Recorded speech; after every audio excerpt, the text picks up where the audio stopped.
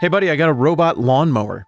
Yeah, we talked about this briefly, and I have questions. Fire away. Well, I'm kind of pulling some punches here because I have some answers since we've talked.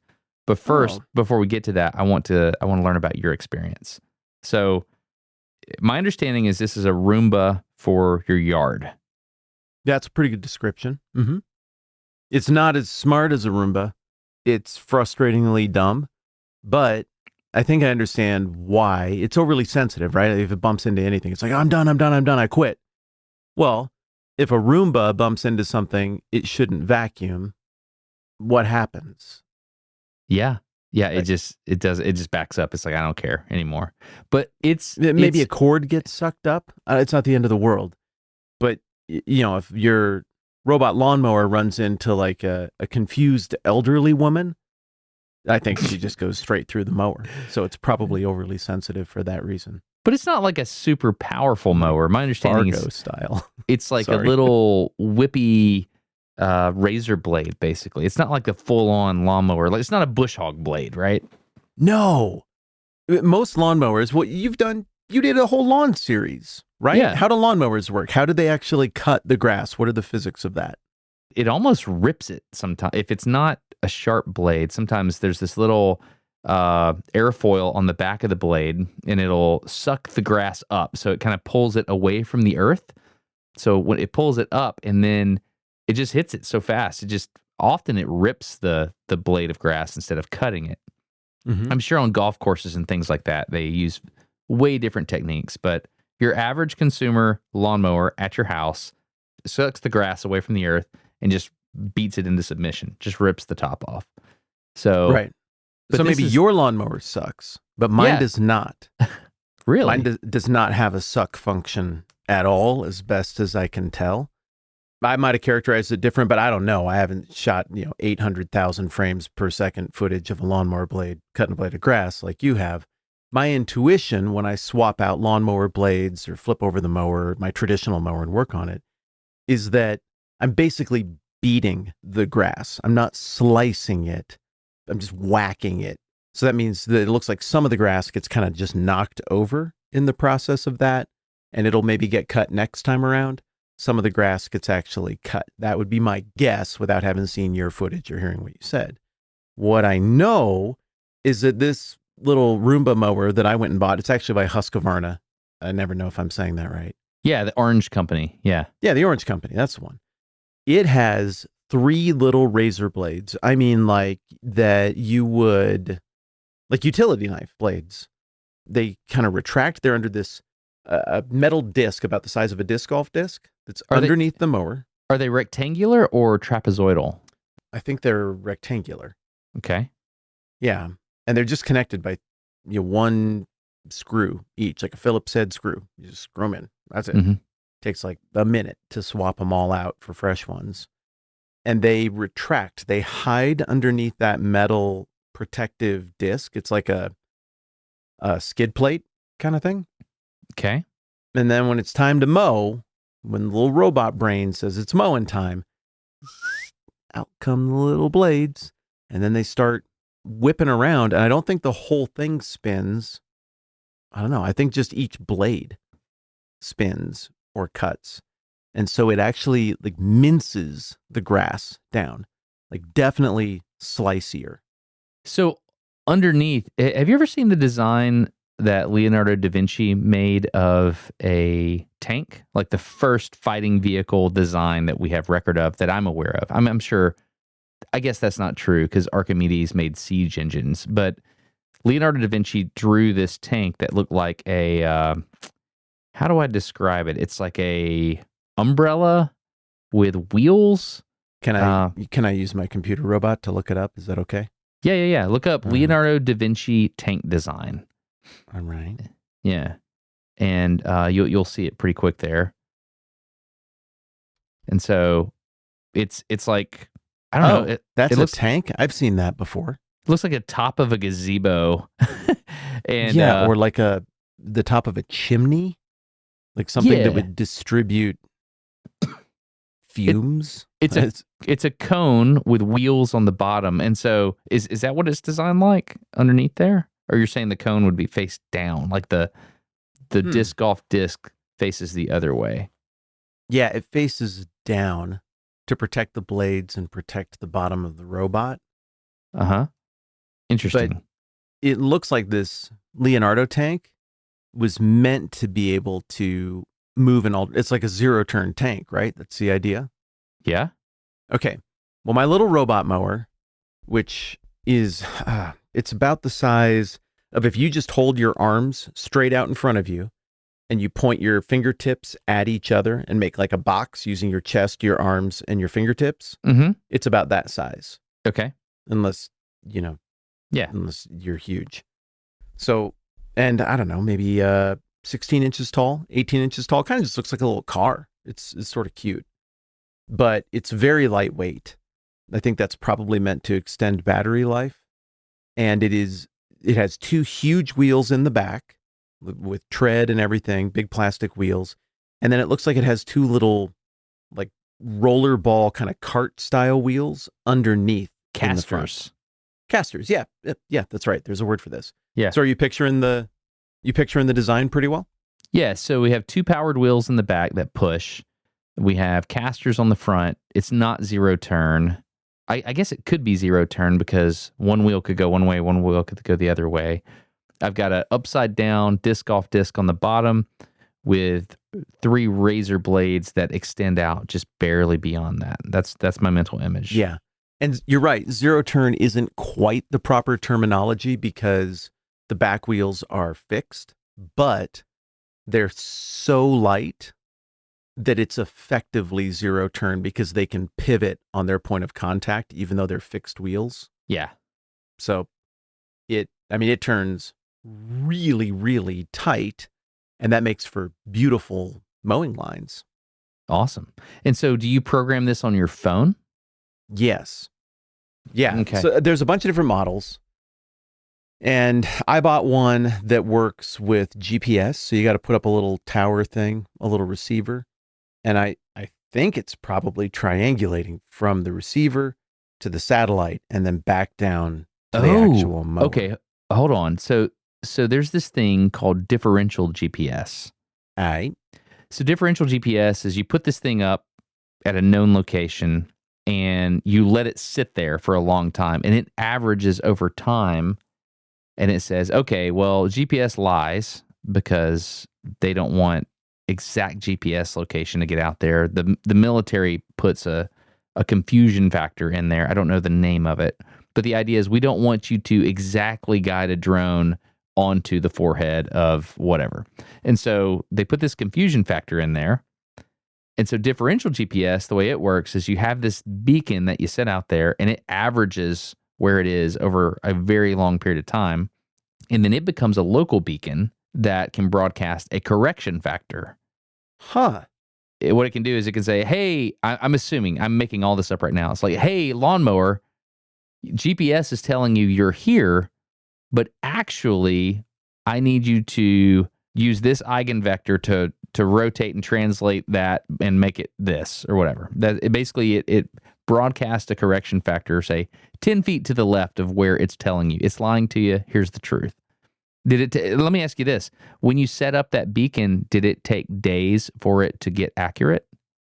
I think it has been getting more accurate as it goes along. It took maybe hours to dial in and to be sort of functional. Really? Yeah, that was maybe the weirdest thing about setting all of this up is I imagined I'd take a couple hours, I'd unbox the thing, I'd kind of figure it out and tinker with it, and then it would just mow my lawn. I think it's going to take me most of the summer to get it really dialed in. And that's not just a function of the technology, it's a function of the irregularities and imperfections of my yard. I've got places that for human traction, I'm like, that's great unless it's super wet. I can handle that slope. I can go down that or up that. It doesn't tear up the grass. I won't slip out and hit my stupid head. I can just walk up and down it. But the mower has a different friction variable. It slips and slides under different conditions than I slip and slide. And it will get into trouble in parts of the yard that I think are absolutely innocuous. You idiot. How can you have a problem with that? So things I find easy, it finds hard, and vice versa. Really? So I've had to buy like bags of dirt and stuff and fill in imperfections to make it work. So you're constantly having to save the stupid robot? Less all the time, man. Yeah, it's getting dialed in. I only had like 2 or 3 saves last week. Really? Yeah, that's a huge improvement. You're like a lawnmower lifeguard. Well, I mean, hold on. So I'm thinking about this and I'm kind of like joking, but the fact remains you're not mowing your yard now. Like that has been removed from your life. Almost. I'm so interested in the technology. I'm not appreciating the fact that you don't have this burden in your life that I do. I did think it was really interesting. This conversation is interesting, the way we got here. Because to me, the interesting thing is the extension of the power of the individual. I'm duplicating my time. I could be mowing the yard right now and you wouldn't know it. Like with mind power, I'm mowing the yard. That to me is the really interesting thing. I'm unsurprised that the most interesting thing to you is how did they do it?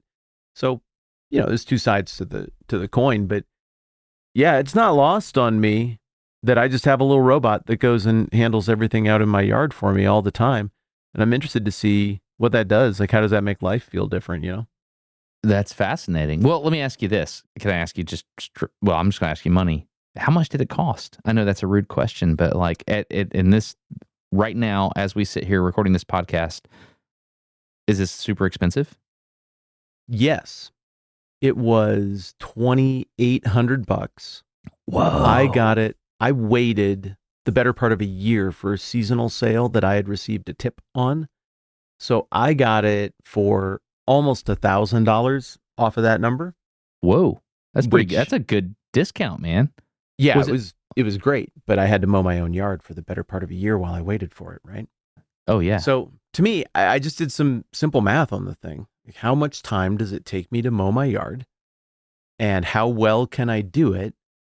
And where am I at in life in terms of what I really want to spend my time on? My kid's at home. My son, he's playing tennis. He loves to play with me. He's doing great. One of my daughters is living at home, going to college. And, it's just a special, meaningful time.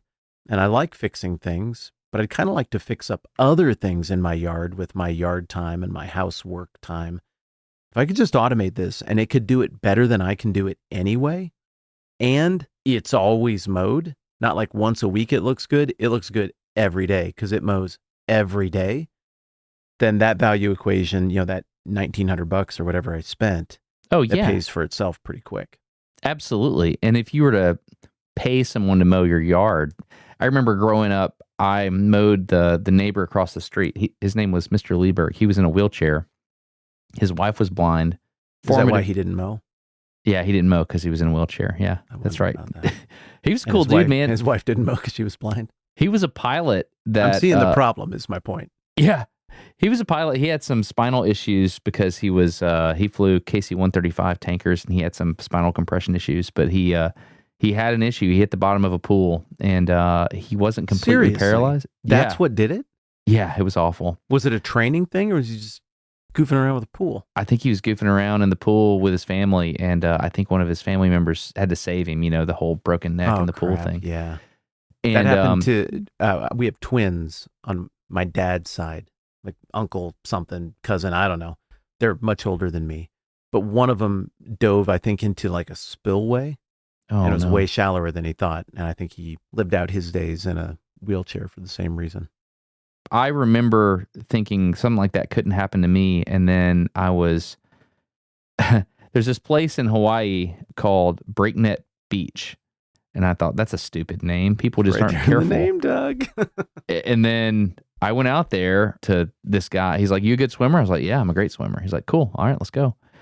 And one wave got me and I instantly understood the name because it threw me over and I was like, I am a fool. I got out of the water. Wait, it threw you at like some rocks on the beach or like it rolled you over into the subterranean, the subaquatic ground? The undertow was so powerful. Like it would go from like 6 feet deep to like 1 foot deep, that powerful of undertow. And then the wave would come in on top of you and just throw you into that. Oh. And I hit my head one time, and I remember being dazed and thinking, oh my goodness, I did not understand. And so I got out. Anyway, all that to say, Mr. Lieberg was great. I mowed his yard for $10. How big was that yard? How big? That's probably an acre. My granddaddy I think it's didn't gone like up that. since then, man. Yeah, my granddad was like, I don't care if he is in a wheelchair. You should be paying you more than $10. And or mowed it himself. I've seen people in wheelchairs mow their yard anyway. I guess with your technology, he could do that. Well, absolutely. And so today, if you were to get somebody to mow your yard, I bet it would be way more than that. Way more than that. My yard is not huge, but it's not small, and it's complicated. Mm-hmm. Like the kind of layout and the elevation change and stuff. I mean, there's a lot to it, and it's kind of ambiguous because we share a lawn with neighbors on both sides, sort of. Like we know where the property lines are, but you'd never know looking at it. It's, pretty friendly neighborhood situation. Man, mow and trim, $60. Yeah. I bet, for my yard. So that thing would pay itself off in a season or two. Yeah. Well, our mowing season is from mid to late April, and we'll usually do the last mowing about November 1. So it's weekly, at least. How many weeks is that? Yeah. May, June, July, August, September, October, 26 weeks we're talking. Yeah, it'll pay for itself in 1 year if I was paying somebody to mow it. But yeah, which mowing's kind of fun at times. So I kind of like it. Is, right? Yeah. It's like power washing or going and working in the dirt and then washing your hands in the sink and just watching all the ick come off. It's very satisfying work. It is. So here's the thing. We talked about this a while back. I actually have a friend who is an expert in this area. And I want to have a conversation with him. I think you've met him, Ben Schmanke. Do you know Ben? Yes, I've met Ben. Yeah. Yeah. So Ben has a YouTube channel called Authentic, and he's also in North Alabama. And one of the things he does is reviews these robotic mowers. That's like his whole thing. So I would call him a subject matter expert in this area because I don't know anybody that has reviewed more robotic mowers than Ben Schmanke. And I would call me not that. Like mine still only kind of works. So I would love to pick his brain about how it's supposed to work. And I just don't want him to tell me about the wrong one because I'm committed. So let's make a deal where he's just like, if he says that, I'm going to plug my ears and yell real loud if I sense that's what he's about to say.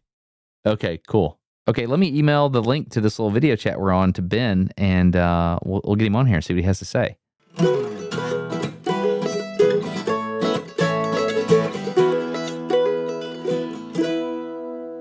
All right, we got Ben here. What's up, Ben? Hey guys, how's it going? Thanks for having me on. Good to see you, dude. Thanks for being here so on such short notice. We're talking about robotic mowers, and I was telling Matt, who's been telling me for a long time I need a robotic mower.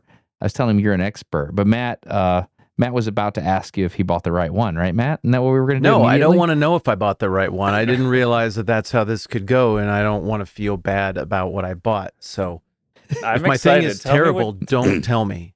Tell me what you got. I want to hear it. I got a Husqvarna, I don't know, some number IQ something.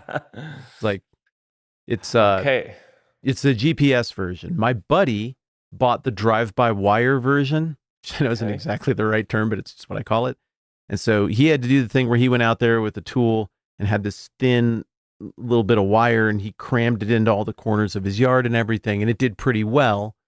But then he started lusting after a GPS-controlled multi-acre version that he could cut pictures into his lawn with. So he went and got the super fancy GPS one.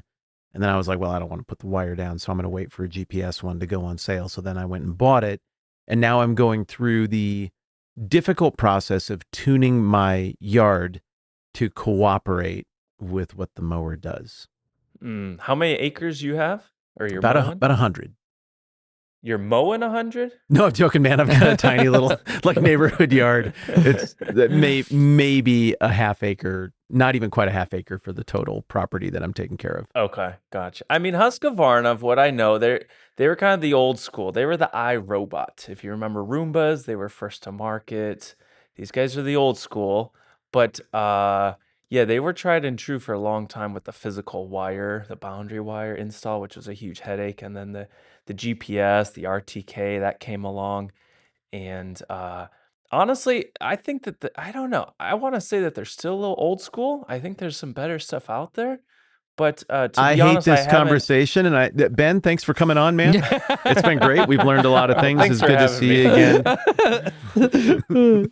again. You got the Roomba. That's what you got, and it's like they were fine. They're okay, but I think there's newer and better and fancier out there. Well, great. What do the newer, Just better, great. fancier ones do? Okay, wait. So I just looked up RTK. That's the GPS correction I think we were talking about earlier, Matt. It stands for real-time kinematic. It is a differential GPS correction factor. That's what that is. Real-time kinematic, RTK. Okay, I'm learning So things it gives already. you more like centimeter level accuracy, which normal GPS you can come down to what, a meter, a couple meters or something, but that's not good enough for a robot that needs to follow a tight boundary, in a yard or safety or whatever. So I believe the RTK, it gives you that closer precision accuracy, and because it's got a base station, and then some really cool stuff. I searched YouTube on how it works, but I am not smart enough to explain it. So I'll let the viewers kind of go research it. But it's basically doing how do you say, almost double calibration, so that through all the atmospheric discrepancies and stuff, it knows that that one tower hasn't moved. And so as there's variables in the numbers, it can kind of sort of recalibrate or get a more precise precision. And then all that to say, RTK come along, and that was pretty hot, but those units are pretty expensive. The base stations, they need open sky view. Gets a little complicated. So now the new stuff is kind of RTK free, which is there's pros and cons. No RTK means there's no signal headaches. Sometimes if those are under trees or the placement of the station, you have to put it on a house or open sky view. Some people can't do that. But even no RTK has a little bit of issues as well. Some are doing LiDAR, some are doing vision, like V-SLAM. Of what I've seen, there's hold on. Ben. Matt and I went from like, how do you put the razor blade on your mower to, oh yeah, V-SLAM. What is V-SLAM?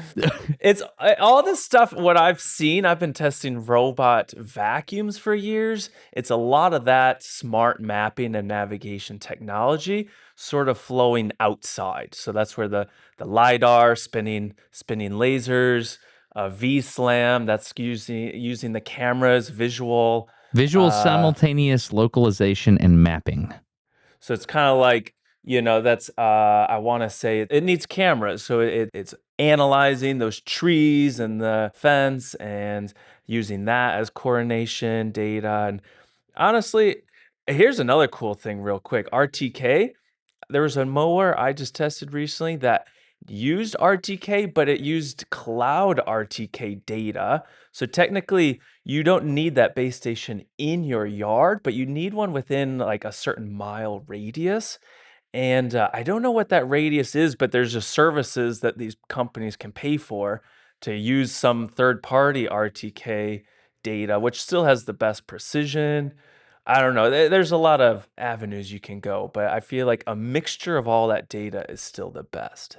I'm not having any trouble with my primitive troglodyte caveman auto mower that you've totally besmirched. I'm not having any trouble with to the centimeter precision with that's this good. thing. So it doesn't get lost. It doesn't get stuck. Nothing. No, I mean, the issues that I have is just that I live in the mountains. And so there are a few parts of the yard that are slopier than what I kind of imagined. I thought the mower would handle it, and it just gets a little bit slidey. Then there have been a few divots. And so I've been out there doing the kind of stuff that people in the lawn care videos do, where they're raking in sand and topsoil and out there manicuring everything to get all of those little imperfections out to keep it running really smooth. I just find that my issues are more mechanical than software. Like for, the casters will hit a little bump, and if the bump is the wrong kind of imperfection, I might see just a tiny little wobble in my otherwise pretty uniform checker pattern right there. But if I go out and take a little bit of sand and a little brush out there, like an umpire cleaning off home plate in between the bats, I can get it nice and smooth, wet that down a little bit, and now the mower cruises right over it. Grass grows in around it. You never knew I fixed it, and now it looks perfect right there. So it's like we're talking about accuracy hasn't been an issue. Okay. It sounds like you're running like a rear wheel drive only, just the front little spinny casters. So they do have some fancier but could you not say drive, little? Like it just feels patronizing. I think they're really nice casters. I'm telling you what's out there. It's just letting you know that the all-wheel drive's nice for the grip, as you're slipping on those angled hills or it's wet or whatever. You burn more battery. Maybe. That's true. I don't know what I'm talking about. I just feel so defensive. Width? How's your that's another thing I'd recommend people check out is do you have single spinning disc, dual discs? Dude, I have no idea. That's under the mower and I'm above the mower. Like my face is way above the mower. There's a single disc. I was telling Destin like the size of a small like dessert plate or a disc golf disc, like a metal plate down there, and it's got 3 little razor blades that come out. And they just whip around, and they don't make noise, and I can record while my lawn gets mowed because you can't hear the mower. That's what I know. That's awesome. That's really nice. You're supposed to swap those out every few weeks or months or something. Have you ever checked those? I haven't had a long enough to have to swap them out yet. I've been running regularly for maybe a total of about 3 or 4 weeks worth of time.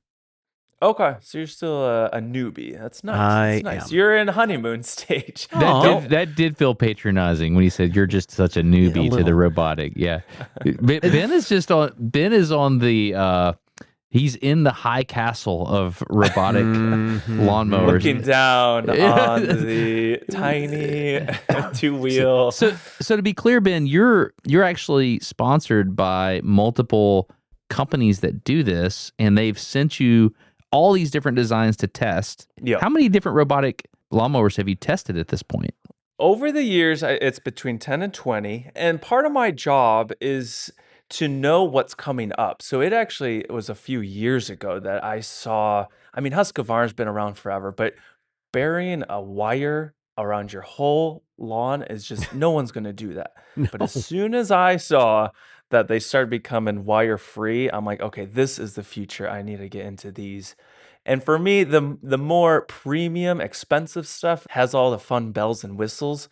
So I have like an auto bagging one. It's got a sweeper attachment, so it collects all the clippings, and then you can tell it where to dump all those bags, clippings, and I like those fun features. Now I've tested the cheapies out there, and they're just not as fun, So that's where my high castle comes from, is that I've usually tested just the most expensive ones to kind of see what is the best of the best that's out there. Okay, 2 things. 1, you accused me of being in a honeymoon phase with my robot. That just verbally made me uncomfortable. 2, if this is the honeymoon phase, I want an annulment because it is not going great and I think I could do better. But 3, we're getting there. We're working together. The lawn is starting to look civilized. The neighbors are starting to say things like, instead of like, well, that's going to be cool when you get it figured out. They're starting to be like, hey, that looks pretty good. That's improvement. We're moving in the right direction. But then 4th, is my mower among those that you would call the cheapies? And how much are you paying for the fancies? Yeah, I'd love to know. Are you willing to share how much you paid approximately? Yeah, I was telling Destin, it's like a $2,900 unit. And there was some bonkers sale going on. I got it for like $1,800, $1,900, something like that on a seasonal sale. Ooh, okay, that feels like a lot of money. I'm not gonna lie, for a mid-tier model. The premium tippity tops. Why are we doing this episode, Destin? Ben seemed so nice when we met at ThinkerCon. You paid for the logo. I'm not gonna lie. Oh, but Freaking I'm so monster. sorry, man. I did not Tell mean me to do something that you love, Ben. Tell me one thing you love right now. I have opinions about it. No, Ben is I'm such sorry. he's such a nice What guy should too. I have bought? I won't be offended. I'm Yeah. mostly joking. What should I have purchased for that amount? I mean, okay, 1,800. Here's the thing. These things are awesome, and I can't wait for the prices to come down so more people can experience it, right? Like most people hate mowing their lawn. So the idea that you can just, and the hot summer heat, these things are made for maintenance mowing, right? Did you explain that? People should know that like they aren't meant for sending out and hacking down thick stuff. Like you send it Right. out every couple days, it keeps the lawn just always perfectly trimmed and it looks nice and you don't have to lift a finger. That's the ideal. But if they get stuck or they get lost or whatever, that's what I've had those headaches even on these fancy ones. And that's why I think it's funny that I can't hands down recommend people run out and buy these $3,000 things that I'm testing cuz like geez, for 3 grand that's a lot of money.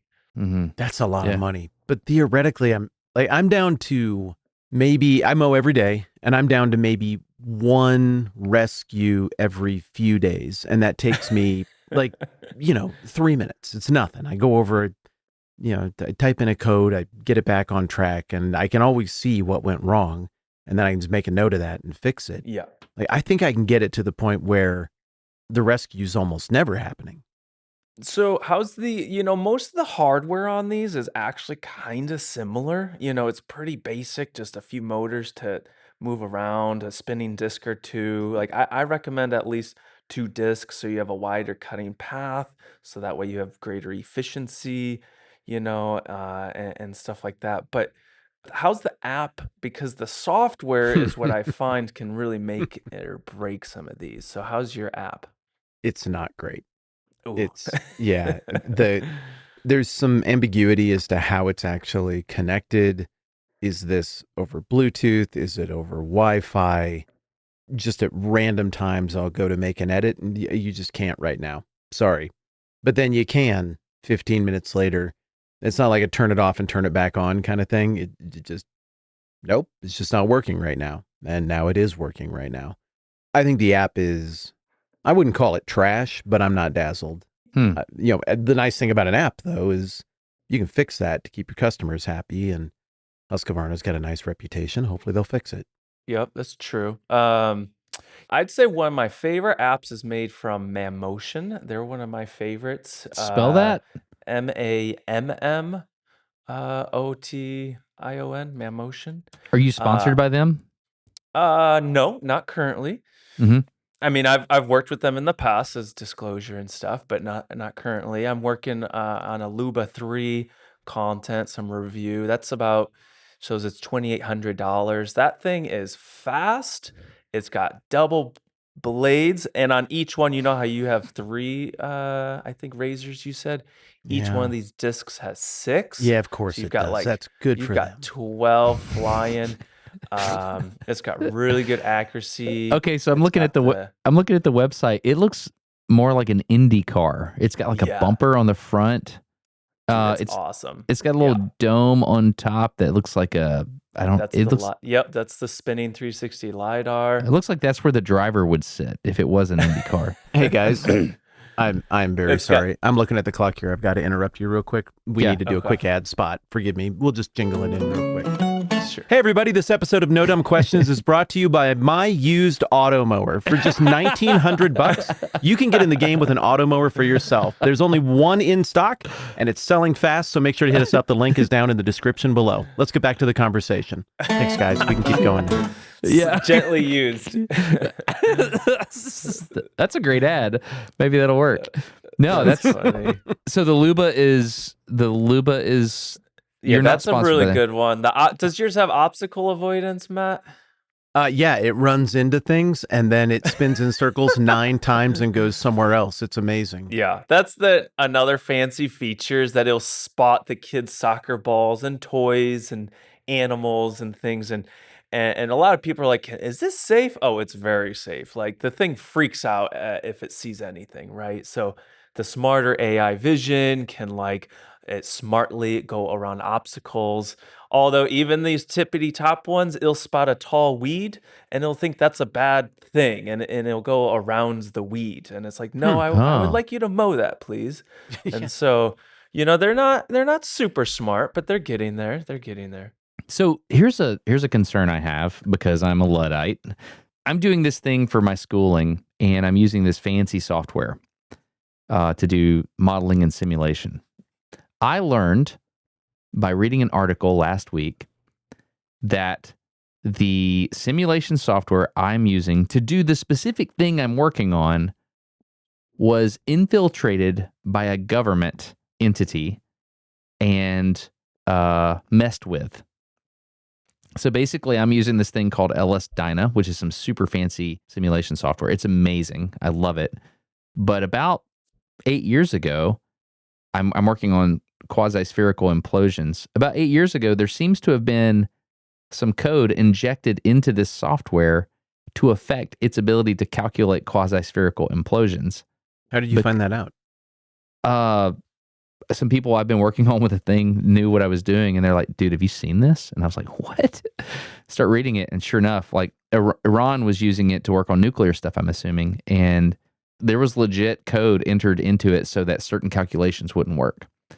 So I say all that to say that made me like, how on earth can I trust a software thing to be working on my behalf? So when I think of a robot mower with AI vision and cameras on it roaming around my yard, how do I know that? I mean, that's a weird thing, a privacy concern. How do I know that those images aren't being beamed up to the cloud and somebody's looking at, I don't know, looking at me sunbathing on my, in my backyard, which I don't do. But if I were to do that, You certainly do not. you do not. Yeah, you can. I'm very white. No. Yeah. Man, I saw all 3 nipples. The Yeah, reflections on the camera will be so bright. Yeah. That's right. So how can I trust data privacy for these things roaming around my yard? That just feels weird, Ben. That's a very good point, and I think I don't think we have answers. I think most of these brands and companies they're from China that I work with. Really? Oh yeah, almost all Is of them Husqvarna are. a And Chinese word? Husqvarna, I don't think is Swedish. Actually, I don't know where they're from, but I don't think they're United States. Yeah, they're Sounds Swedish. Norse. Was that German or something? And then I worked with Works, WORX. I think they have a lot of U.S. stuff, but where they make their tools, and I think all that is based out of China. Um, and yeah, they've got some of these have microphones, a lot of them have Why? cameras.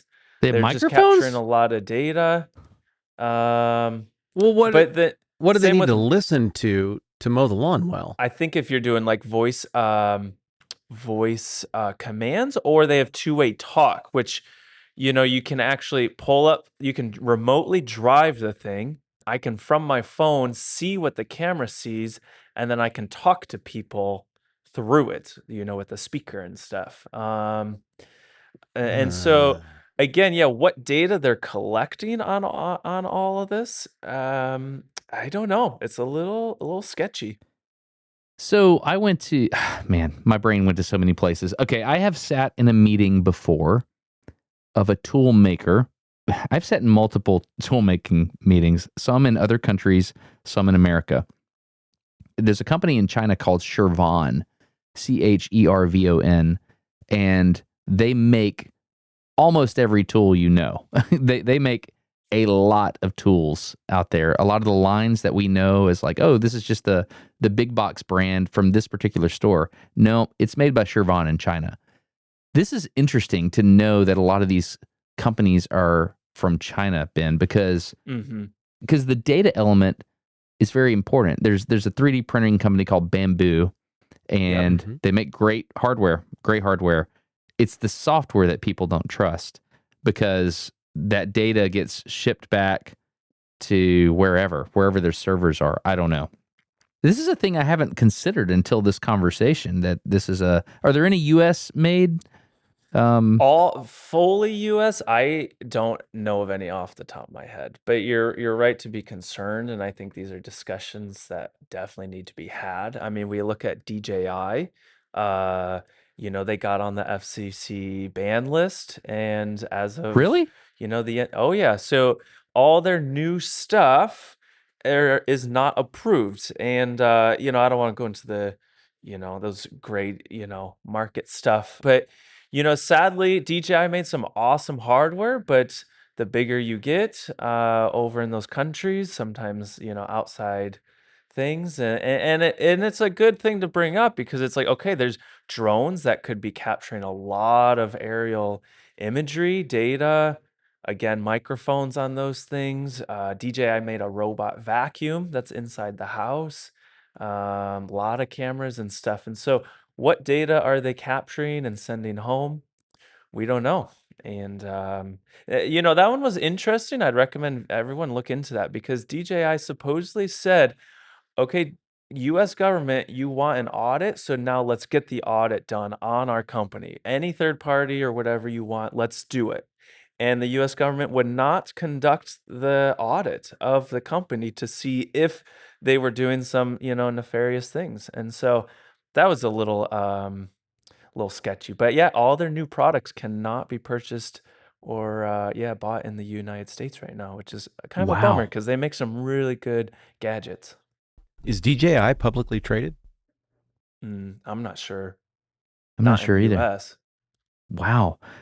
I know back when I worked for the Army, we were not allowed to use DJI stuff. There was a ban that came out, and that was years ago. But to know that now the FCC is banning it nationwide, that's amazing. Huh. You know what's incredibly hard to search is DJI publicly traded. It's an unfortunate acronym when you're trying to talk about stocks and trading Dow Jones. because Dow Jones Industrial kind of occupies all Oh. of that search area. Oh, No, interesting. I'm sorry. I know I jumped in there, Destin. I would just, if the behavior doesn't make sense, I'm curious about the money. Okay.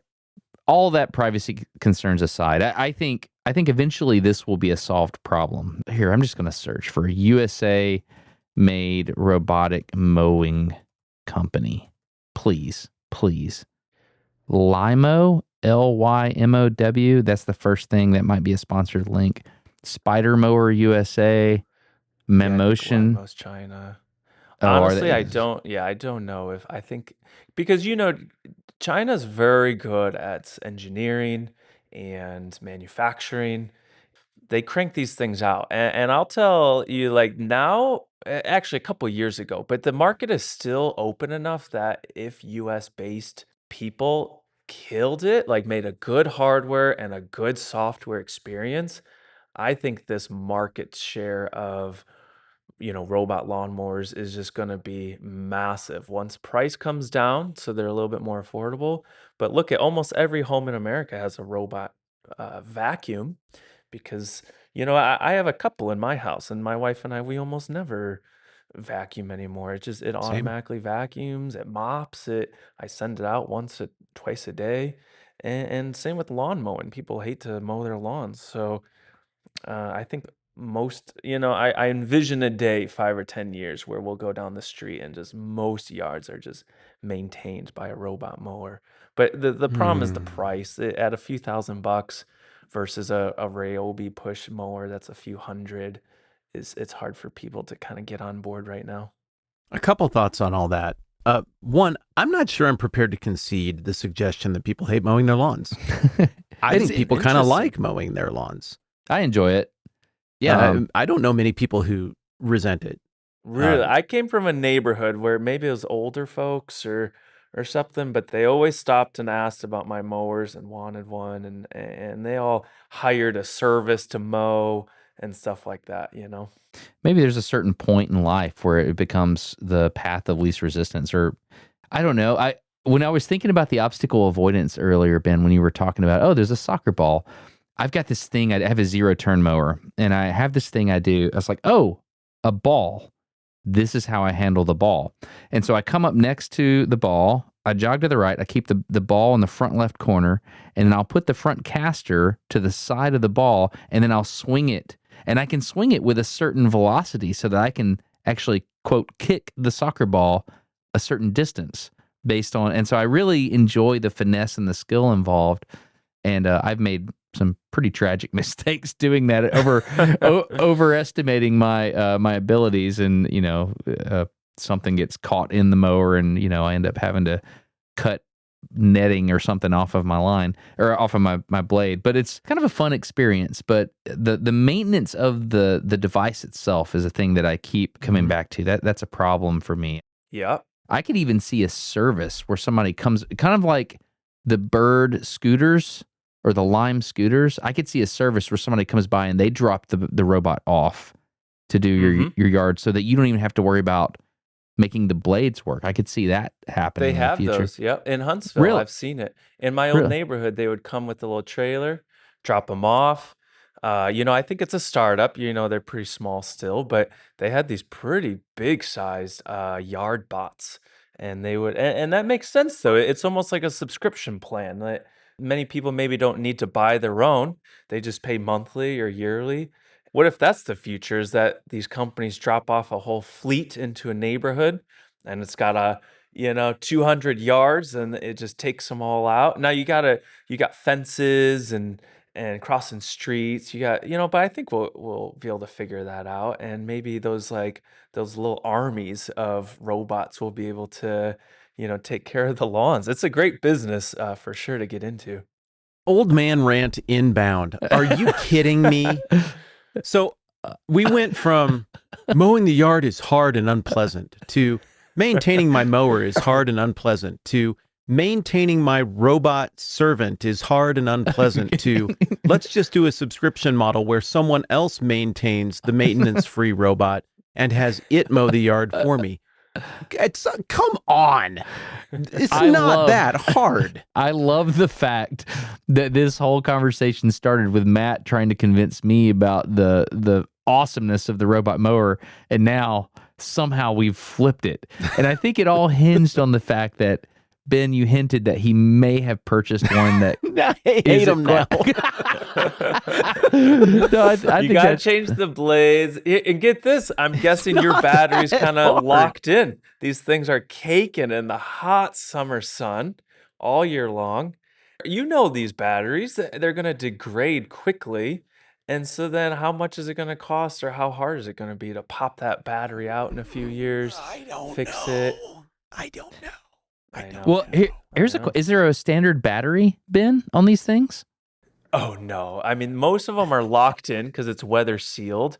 I'll give credit to Works. Since they make other yard tools, they just have a little cover, a little weather sealed cover you pop open, and you pull out their, I think it's a 24-volt battery or something, and then you could hot swap it. So if battery does degrade, or you want to put in a bigger pack or something, then you can easily upgrade it. I thought that was pretty clever. I think other brands should kind of follow suit with that.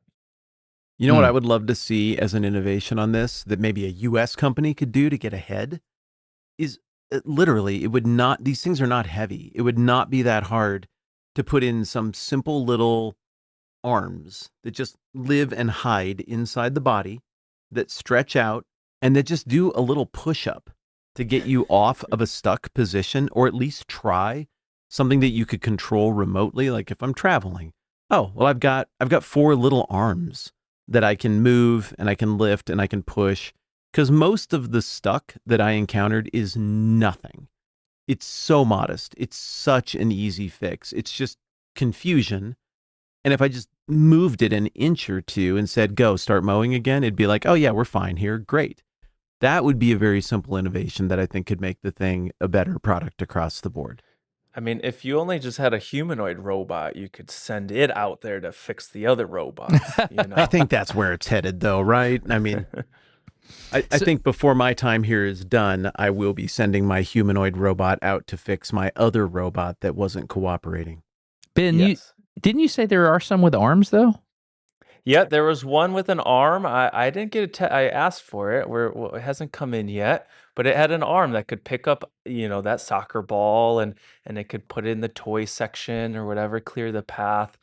Like you said, Matt, if it got stuck or maybe there's a stick wedged into it, that would be kind of cool. I don't think we're there yet, but that would be nice. I'm babysitting mine all day long. I literally have 7 or 8 simultaneously running every couple days, and I'm the slave to the robots. I'm running out there. They're pinging my phone all day long. Help me. I'm stuck. I'm lost.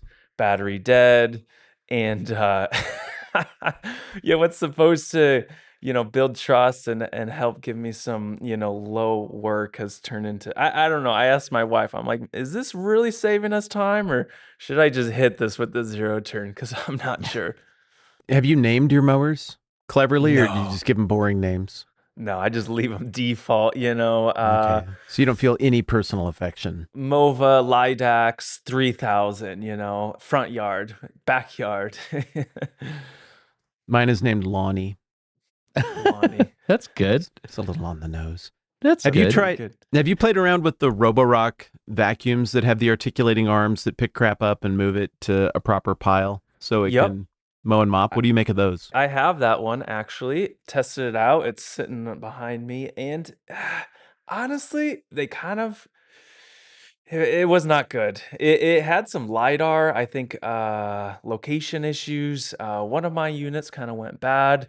Thankfully, they sent a replacement. But again, concept very cool. I often don't send out a robot vac because the kids leave all their toys and Hmm. messes, and it might get stuck. But the concept of an arm could go out, and watching it in action when it worked was so cool. It would spot the shoe, its little arm would pop out the top, reach down, pick up the shoe, and then in the app, you tell it, hey, here's where the shoe zone is. So then it goes over to the shoes zone, drops off the shoe, goes back and resumes cleaning. Very cool idea, but very limited in object detection, and it needed to be soft little plushies that it could pick up. It just needed a lot more R&D. But if we could get there where it can just send it out at night, auto picks up everything, then cleans the house. You wake up to, I mean, that would be sweet. I will like that. Yeah. I guess to round out this discussion, there's clearly a lot here that we could go into, Ben. But if you're a consumer in this day and age that's interested in getting into the robot mower game, and you're curious and you want to try it, and you're willing to obviously you have to commit a significant amount of money to do this. What is your professional, as the expert on robot mowers, as far as I can tell? Matt, will we concede that Ben knows a lot about robotic mowers? Yes. Ben, what would your professional advice be to that individual that's interested? I would say go to YouTube, and you search for whatever unit you're looking for. Or You I've watched probably some have a videos video on like it, right? You have a video on almost all of them. I do have videos on almost all of them. I'm currently working on a kind of a roundup video, the best and worst. So if they stay tuned, hopefully that's coming out soon. But just do your research on YouTube, watch reviews. There's going to be a lot of sponsored stuff. I do sponsored content too. That those are just like commercials, so make sure you keep that in mind. But try to, as with anything, don't watch just one review and trust it, but go out and watch 10 reviews. And if all of them are saying X brand is their favorite, well then you can probably trust it, and then it's legitimate. But yeah, a lot of it just has those variables of how large of your yard, budget, stuff like that. Okay. I have a final question for you as well. It's a little different.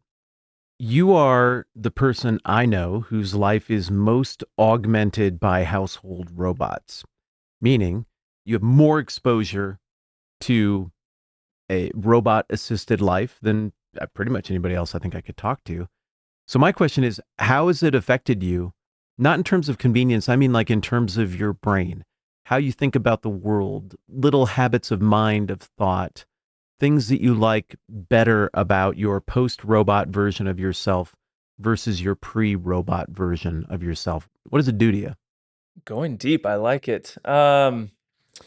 The first thing that comes to my mind is that it doesn't make me more lazy, but I think it's like a deep question of purpose in life. And, I don't think we have enough time to go so deep, but the idea is that it can free up my time because our time is the most valuable asset that we have. But then what am I diverting that time to? Am I spending that time with my family, my wife and kids, or am I just going to go work more hours or things like that? And so it's while all the robots have been a huge help when I don't have to babysit them or help them out. Um, I don't know. I think the privacy thing that Destin brought up is huge. That's always on the back of my mind that these things are in my home with cameras and microphones, and it's a little creepy. It's a little scary. But I think once you start drawing that line in the sands, then you kind of have to question all the actions that you do in life. And so it kind of opens up, I don't know, a whole can of worms, I think. What about fulfillment? I like one of my favorite things about mowing the yard is getting done, putting my fists on my hips and surveying my estate and looking at what I hath wrought. It feels good. I personally do not get that same satisfaction from looking at what Lonnie hath wrought after he gets done mowing the yard. You have a lot of tasks being achieved by robots. Are you noticing a change in how you conceive of personal fulfillment or personal satisfaction in terms of achieving things, doing things, making things, creating beauty, cultivating things? What do you notice there? Yeah, that's a good point. It's because I have a lot of acreage and there's still some that I go out, hit the zero turn on, and you're right, after doing a few acres at sunset, and then it's like it looks just beautifully mowed and my hands are dirty. It's like there is a unique fulfillment that brings. That's really nice. Or the other day I was digging in a super deep trench with a shovel and there was a water leak and I was just mucky, but I'm like, there's no robot that's doing this. And it felt really good, just exhausted and the head hitting the pillow. But Hmm. on the other flip side, these things can work 24/7. And so I'll wake up to a sunrise, and throughout the night, this thing was working 24/7. And in the morning, I have this beautifully manicured lawn with these nice straight mowing lines, and I didn't have to lift a finger. And that kind of brings a unique satisfaction as well. So I don't know what the answer is, but I do think it's very interesting. I'm going to keep a finger on my own pulse in this regard. I think my personal conviction is that part of what marks humanity as humans and sets us apart is a mandate from God, from the first cause, to take the raw materials of existence and cultivate them into things that work better and are beautiful. And I think there is an inflection point that I could reach, can't speak for you guys, but that I could reach where I deprive myself of so many opportunities to cultivate that I lose connection with part of the basic purpose and commissioning I have as a human. I don't think I'm there yet, but it does cross my mind. And I'd love to check back in with you as you get further down this road, Ben. And we don't have to do it on mic. Maybe it's easier to get into the deep water together about, like the heart stuff, the soul stuff, just shooting the breeze next time I'm in town or something. But I'd really love to use your experience as an external brain and kind of monitor on my soul as I get further down the road here as well. Yeah, thanks, man. It's a good point. I wonder, is this humanity trying to put more space between the curse of the fall, Hmm. that suffering and toiling and I don't know. It's a really good discussion to have and I appreciate you, bringing that up and I'll be thinking about that a lot more. It's funny in life, even with I find that it helps in 10 areas, and then it opens up a whole new world of 100 new Hmm. areas of either Hmm. work or toil or something. We can't really ever get away with it. And I think there's I don't know, it's good things to feel and think about. Ben, we really appreciate you being here. I would just like to just tell everybody straight up how to watch your videos because you make really good reviews. Your channel's called Authentic, and my understanding is your goal is to make authentic tech reviews. Do you have like a tagline or something you say? Yeah, authentic reviews of tech, authentic. There you go. It's a YouTube channel. Go check out Ben Schmanke's videos on YouTube and see if you can get some information on robotic mowers if that's what you're interested in. And he does a bunch of other stuff there too. So go check it out. Anything you want to say, Ben? If I were to ask you, I'm asking so it's not weird. Will you overtly plug yourself? Why should people go watch your videos? Oh, I appreciate that. Yeah, if you just type in authentic, one word on YouTube or Ben Schminke, you'll find me. And yeah, I like to make authentic reviews, honest, brutally honest reviews of different tech gadgets. But I also love to play with action cams and RC cars and electric dirt bikes and any of the fun stuff, coffee toys. So if you're into anything technology or gadgets or toys, then maybe you'll like my videos. But thanks so much for having me on, guys. Thanks, Ben. Nice to connect again. Thank you for making the time to hang out with us. Absolutely. Cool. Sorry to cut it short, guys. I got to go mow the lawn.